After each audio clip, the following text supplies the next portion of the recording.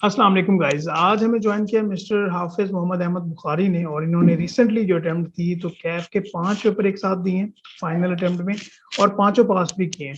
तो आज हम इनसे जर्नी के बारे में पूछेंगे कि क्या इनकी प्लानिंग रही है। अक्सर स्टूडेंट्स डर रहे होते हैं कि यार 4 सब्जेक्ट दे दिए, 3 दे दिए, तो किस तरह से पास होंगे। तो इनसे पूछते हैं कि इन्होंने 5 किस तरह से मैनेज किए, अभी अपने आप को इंडक्शन के लिए रेडी कर रहे हैं, तो अभी इनकी क्या प्लानिंग चल रही है। तो हम इनको वेलकम करते हैं। अस्सलाम वालेकुम हाफिज मोहम्मद अहमद बुखारी साहब, thank you so much for joining us. वालेकुम सलाम। आपका भी बहुत शुक्रिया।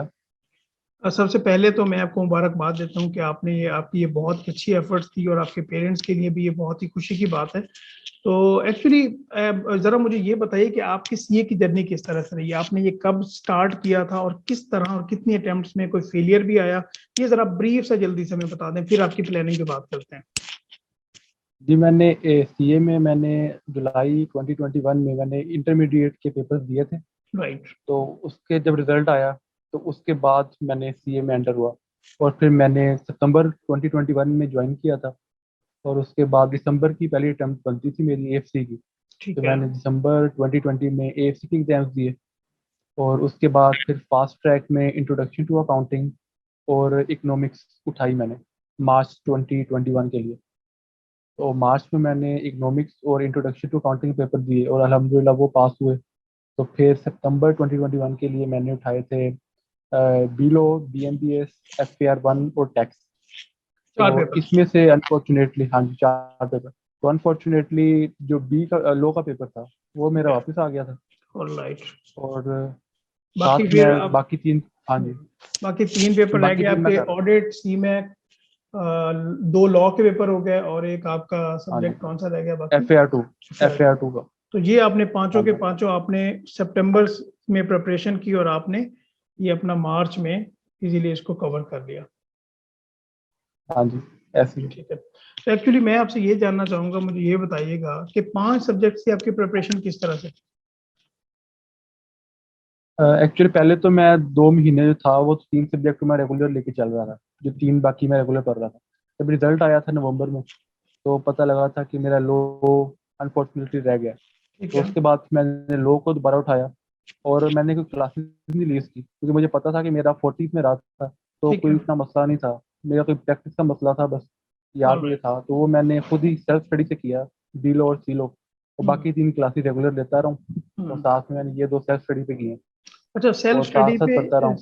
सेल्फ स्टडी पे जब आप इन 2 सब्जेक्ट्स को लेके चल रहे थे तो आपकी क्या प्लानिंग थी, किसी कॉलेज का टेस्ट सेशन भी दिया या सिर्फ आपने प्रिपरेशन की, क्योंकि ये किसी एक स्टूडेंट का मसला नहीं है, क्योंकि प्रोफेशनल क्वालिफिकेशन में अगर देखा जाए तो फेलियर तो आता है, बट इंपॉर्टेंट ये है कि अगर कोई फेलियर हो जाए तो उसको क्या दोबारा से क्लासेस लें या उसको बेहतर है कि अपनी सेल्फ स्टडी पे टेस्ट सेशन के थ्रू किस तरह से उसको मैनेज करें। जी, ज़ाहिरी बात है, फेलियर तो ज़िंदगी में आते रहते हैं, लेकिन बेहतर वही होता है कि आप फेलियर से सीखें और उसको बेहतर करें आगे। तो राइट। मेरा यही था कि मैंने जो फेलियर आया तो मैंने अब इस वजह से मेरी अटैम्प्ट तैयारी होनी चाहिए कोई, तो मैंने ठीक इसी है। अटैम्प्ट में मैंने करना है। 3 पेपर पहले उठाए हुए थे, मैंने कहा 2 इंशाल्लाह ताला पहले ही हैं, अल्हम्दुलिल्लाह अच्छी तैयारी थी, तो 2 मैं राइट। साथ उठाता हूँ। तो ठीक है। साथ साथ मैं वो रेगुलर लेता रहा हूँ क्लासेस। और राइट। उसके साथ मैंने बीलो और सीलो को सेल्फ स्टडी करके रोज का टाइम फिक्स किया हुआ था कि मैंने इस देर में ये बिल्कुल। करना है, ये 2 सब्जेक्ट करने हैं, मैं लाजमी करने हैं। ठीक है। तो वो मैं रात को करता था। और इसी तरह फिर ऑलराइट। लास्ट मंथ में मैंने रिवीजन प्लान बनाया था एक 500 सब्जेक्ट का, तो उससे बहुत मुझे फायदा हुआ था। 500 सब्जेक्ट का एक रिवीजन प्लान मिल गया था। नहीं, मतलब ये है कि आपने विदाउट प्लानिंग प्रिपरेशन नहीं की, पहले आपने प्लान बनाया है, फिर आपको उसने, सॉरी, आपने उसको एग्जीक्यूट किया है और फिर आपने ये देखा कि क्या मैं प्लान के मुताबिक चल भी रहा हूँ या नहीं चल रहा। बिल्कुल ऐसी है, क्योंकि प्लानिंग बहुत ज़रूरी है। मैं काफ़ी स्टूडेंट्स को देखता हूँ, काफ़ी अच्छे होते हैं, वो पढ़ने में भी अच्छे होते हैं, बिल्कुल। लेकिन वो प्लान नहीं कर पाते, जिनकी वजह से बहुत नुकसान होता है। राइट। तो मेरा यही था, मैंने प्लानिंग शुरू से की है कि मैंने कितनी देर इनको देनी है, क्योंकि मैं इनकी क्लासेस नहीं ले रहा था तो मुश्किल हो जाता कई बार कि आप इनकी क्लासेस ना ले रहे हो तो उनको खुद से पढ़ना। क्योंकि मैंने एक रूटीन बनाई थी कि मैंने इनको लाजमी करना है और इस अटेम्प्ट में मैंने क्वालिफाइंग अटेम्प्ट है और इंशाल्लाह इसी अटेम्प्ट में मैंने क्वालिफाई करना है। तो वही मैंने अल्हम्दुलिल्लाह, अल्लाह ताला की मदद थी और साथ वालिदैन की दुआएं थी, तो अल्हम्दुलिल्लाह अल्लाह ताला ने इज़्ज़त दी। अच्छा, मुझे ये बताएं, आपके माशाल्लाह अभी आपने पेपर भी पास कर लिए और एक फेलियर के बाद 5 सब्जेक्ट एक बार पास करना एक बहुत बड़ी बात है, और फिर आपने एक प्लान स्टडीज के साथ अपने आप को लेके चले, रिजल्ट आ गया, अनाउंस हो गया, आपको पता चल गया कि मैं पास हो गया हूँ। तो इसके बाद आप फर्म के लिए अपने आप को किस तरह से रेडी कर रहे हो? क्योंकि फर्म में पेपर भी पास कर लिए, अक्सर हम बात कर रहे होते हैं स्किल्स पे, तो आप क्या लाइक कुछ स्किल्स पे भी काम कर रहे हैं क्या नहीं? जी, ये रिजल्ट के बाद मैंने कुछ कोर्सेज में फाइंड कर रहा था, ढूंढ रहा था, लेकिन उसमें एक एडवांस एक्सेल का कोर्स मैं कर रहा हूँ और फाइनेंशियल मॉडलिंग के प्रिपरेशन और फाइनेंशियल स्टेटमेंट का, ताकि मुझे फर्म में हेल्प हो सके आगे जाके। इस हवाले से मैंने ये 3 कोर्सेज भी उठाए हैं। बाकी भी इरादा है कि अगर टाइम हुआ तो इंशाल्लाह ज़रूर। ऑलराइट। तो ये बताइएगा कि आपने लाइक स्टडी जो आपका आखिरी महीना चल रहा था पेपर्स का, तब आपकी रूटीन क्या होती थी कि आपने कितने घंटे पढ़ना है?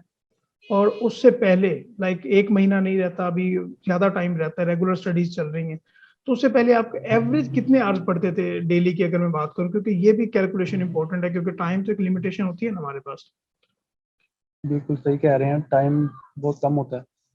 मैंने जो था लास्ट मंथ, आपने सही बात की है, लास्ट मंथ बहुत इंपॉर्टेंट होता है। हुँ, लास्ट मंथ जो है ना, लास्ट मंथ किसी भी अटेम्प्ट से पहले, कैफ की खास तौर पे, उस दौरान ये मेरी तो ये कोशिश होती है कि मेरा कोई काम पेंडिंग पहले ना पड़ा हो, क्योंकि ठीक है। मैंने उस 30 दिन में रिवीजन करनी है सारे सिलेबस ऑलराइट। की, हर सिलेबस की, हर सब्जेक्ट की, हर सिलेबस की, हुँ, पूरे सिलेबस की। ठीक है। तो मेरा यही था, मैंने फरवरी के स्टार्ट में, अब स्टार्ट में फर्स्ट या सेकंड फरवरी को मैंने अपना रिवीजन प्लान बना लिया था। ऑलराइट। पेपर पे वायदा 2-3 घंटे लगे थे मुझे, लेकिन मैंने पांचों सब्जेक्ट का time wise, day wise revision plan, syllabus को तोड़ा था तकरीबन 10-12 हिस्सों में। ठीक तो है। उसको फिर मैंने डिवाइड करके और बाद में रिवीजन करके का टाइम भी बनाया था, उसके मुताबिक मैं चला हूँ। रोज का मेरा टाइम था। खास तौर पे मैंने नमाजों से लिंक कर लिया था कि इस नमाज से लेकर इस हुँ, नमाज तक मैंने ये ज़बरदस्त। सब्जेक्ट पढ़ना है, और असर से लेकर मगरिब तक ये वाला करना है, मगरिब से असर तक ये वाला करना है, फजर के बाद ये राइट। वाला करना है। मतलब इससे ये हो मुझे गया बहुत कि बेनिफिट हुआ। आपने नमाज़ों के साथ लिंक करके ना बड़े टारगेट्स को छोटे-छोटे टारगेट्स बना दिया और फिर उनको अचीव हाँ करते जी, गए, तो फिर इतनी बड़ी सक्सेस हाँ जो जी, है ना वो आपको मिली है। बिल्कुल ये बहुत ही ऐसे ही। माशाल्लाह आपकी बेहतरीन स्ट्रेटजी थी। और मैं आपसे ये जानना चाहूँगा कि आपका एक एक सब्जेक्ट जब फेल हुआ तो उसके बाद, क्योंकि काफ़ी स्टूडेंट्स होंगे, उनके माइंड में भी क्या बातें चल रही होती हैं, तो आपने किस तरह से मैनेज किया कि यार एक सब्जेक्ट मेरा पहले 4 में से फेल हो गया और अभी मैं लाइक कितने सब्जेक्ट किस तरह से मैनेज करूँगा? जब आपका रिजल्ट आ गया था, आपको पता चल गया कि अभी मेरे 5 रहते हैं, तब आपके माइंड में ये नहीं ख्याल आया कि मुझे 3 रखने चाहिए या 5 के 5 के साथ मैं जा रहा हूँ? मुझे एक्चुअली मेरा क्वेश्चन करने का मकसद ये है कि वो स्टूडेंट्स जो कि कहते हैं कि जी 3 ही सब्जेक्ट रखने हैं, 3 से ज़्यादा तो मैनेज नहीं कर पाएँगे या वो फेलियर का शिकार हो जाते हैं, तो उनको आप क्या कहना चाहेंगे? लाइक मेरी ज़िंदगी में तो मैंने पहली दफ़ा फेलियर देखा था, क्योंकि मेरा मैट्रिक भी बहुत अच्छा, बैकग्राउंड बड़ा अच्छा था, 98%, 95% इंटरमीडिएट में। तो ठीक है। फर्स्ट टाइम फेलियर मेरे लिए बहुत हैरानकुन था और राइट। बहुत परेशानकुन था, ठीक है। और बड़ा मुश्किल वक्त था वो, जब ठीक मेरा है। पता लगा कि मेरा पेपर फेल हो गया। राइट। तो फिर मैं टीचर से मिला, उन्होंने काउंसलिंग की, बताया कि नहीं, फेलियर आते रहते हैं। हुँ। तो मुझे थोड़ा अंदाज़ा हुआ, फिर वालिदैन ने वो सपोर्ट किया इसमें। ठीक तो है। उसके बाद फिर मैंने काफ़ी लोग सुनी, टीचर से कोई बात, काफ़ी लोगों से बात की, तो उन्होंने कहा नहीं, अगर 4 में से 3 रह गए हैं तो 5 उठाओगे तो आपका तो नहीं हो पाएगा। हाँ, बाकी जो आपने 3 उठाए हुए हैं, रेगुलर उठाए हुए हैं, वो बिल्कुल भी ठीक। आपके रह जाएंगे। हुँ। तो बहुत बड़ा रिस्क ले रहे हो। क्योंकि मुझे था कि नहीं, इंशाल्लाह मैं मेहनत पूरी करूंगा अपनी, मेहनत, मुझे यकीन था। बाद में अल्लाह ताला से दुआएं की हैं, वो अल्लाह ताला का करम है कि उसने पास किया ये। बिल्कुल ठीक। चलिए मोहम्मद अहमद बुखारी साहब, ये आपकी बहुत अच्छी अचीवमेंट थी और आगे मैं आपके लिए दुआ करते हैं कि फर्म्स में भी आप बहुत अच्छी फर्म्स में अप्लाई करें, अपॉर्चुनिटीज़ के लिए जाएँ और डेफ़िनेटली जो आपने स्किल वर्क के लिए कोर्सेज़ वगैरह जॉइन किए हैं, वो आपको भी सपोर्ट करेंगे, हेल्प आउट करेंगे। स्किल्स में भी बूस्ट लाना बहुत इम्पोर्टेंट होता है और बाय द टाइम आप अपनी पर्सनैलिटी पे भी काम कीजिए, सभी स्टूडेंट्स को काम करना चाहिए। और अगर फाइनल की जो आपकी स्टडी है, उसको भी बहुत अच्छे तरीके से लेके चलें और best of luck for the future. Thank you so much कि आपने अपना एक्सपीरियंस शेयर किया हमारे साथ। जी, पहले तो आपका भी बहुत शुक्रिया, आपने मुझे इनवाइट किया। और मेरा जितने भी देख रहे हैं स्टूडेंट्स, उनको यही पैगाम होगा कि आपने हिम्मत नहीं हारनी, अपनी स्किल पे आपने बिलीव रखना है, अपनी मेहनत पे बिलीव रखना है। वो अल्लाह ताला से आपने मांगना है, और इंशाल्लाह ताला मेहनत अल्लाह ताला कभी रहेगा नहीं जाने देता। तो आप ऑलराइट। सबको बेस्ट ऑफ लक मेरी तरफ से। Alright, thank you so much thank you. जनाब। शुक्रिया। Thank you.